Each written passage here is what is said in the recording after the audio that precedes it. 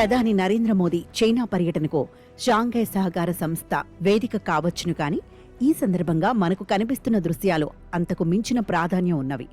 మారిన పరిస్థితులు, అవసరాలకు అనుగుణంగా అతివేగంగా పడిన అడుగులు ఉభయ దేశాలను చేరువ చేశాయి.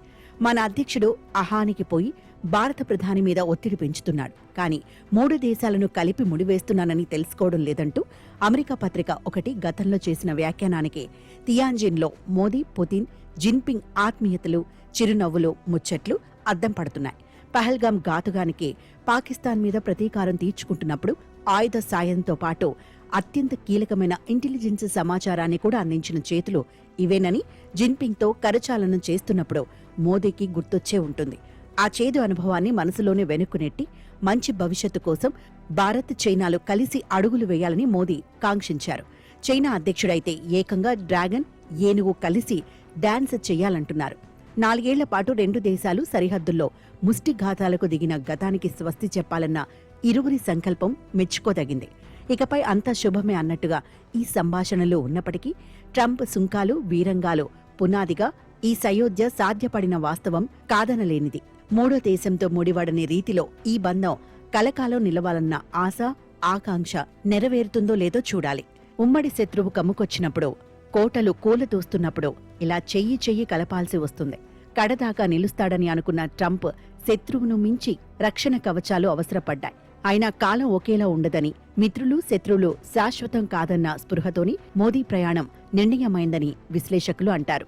చైనాకు శత్రువు, అమెరికాకు దీర్ఘకాలిక మిత్రదేశమైన జపాన్లో మొదట కాలుని భారీ ఒప్పందాలు కుదుర్చుకొని సాంకేతికతల బదలాయింపు గురించి మాట్లాడుకొని అక్కడ్నుంచి ఎస్సీఓ సదస్సుకు ప్రయాణం కట్టడం వెనుక చైనాకు, అమెరికాకు అవసరమైన సందేశాలున్నాయని అంటారు.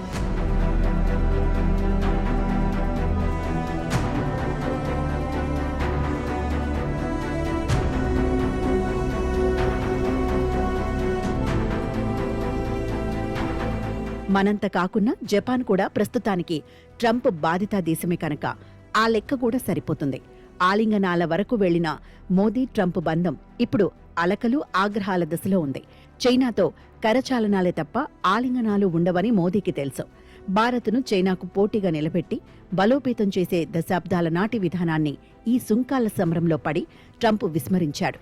ట్రంప్ను నమ్ముకొని చైనాతో ఘర్షణలు పెంచుకున్న మనకు ఇప్పుడు మళ్లీ చైనాతో చేయి కలపాల్సిన పరిస్థితి తీసుకువచ్చాడు.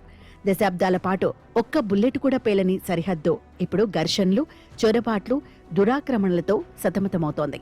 ఏదో అవసరార్థం సయోధ్య కుదిరినా ఆ శాంతి ఎక్కువ కాలం నిలిచే అవకాశం లేదు. పరస్పర నమ్మకం, గౌరవం వంటివి మాటలకే తప్ప ఇరు దేశాల మధ్య ఆచరణలో అంతరించిపోయాయి. ఇప్పుడు మళ్లీ పడుతున్న ఈ కొత్త అడుగుతో ఇరు దేశాల మధ్య అతుకు ఎంత బలంగా ఏర్పడుతుందో చూడాలి. గత ఏడాది రష్యాలో జరిగిన బ్రిక్స్ సదస్సు భారత్, చైనా తమ ఘర్షణాత్మక వైఖరిని సడలించుకునేందుకు వీలు కల్పించింది. పలు విడతల చర్చల అనంతరం సరిహద్దులు కాస్తంత శాంతించినప్పటికీ మోహరించి ఉన్న సైన్యాన్ని వెనక్కు రప్పించే చర్యలు సత్వరమే జరగలేదు. ఉన్నత స్థాయి సంకల్పం అవసరం పడిన దశలోనే ట్రంప్ వీరంగాలు భారత్, చైనా సయోధ్యను వేగవంతం చేశాయి. రష్యా చమురు ఇంధనంలాగా పనిచేసింది. ట్రంప్ ఒత్తిళ్లు, బెదిరింపులకు లొంగకుండా స్థిరంగా నిలబడిన మన పక్షాన చైనా, రష్యాలు రెండూ నిలిచాయి. అంతకుముందు కొన్ని ఉత్పత్తుల మీద విధించిన ఆంక్షలను కూడా ఎత్తివేసి మార్కెట్లు తెరిచేందుకు చైనా తయారవుతోంది. వాణిజ్యం గురించి ఇరు దేశాధినేతలు ప్రత్యేకంగా మాట్లాడుకుంటున్న ఈ వాతావరణ మార్పు 5-6 నెలల క్రితం కూడా ఎవరి ఊహకు అందనిది. వచ్చే ఏడాది బ్రిక్స్ సదస్సులోగా తుఫానులేవీ సంభవించబోవని ఆశిద్దాం.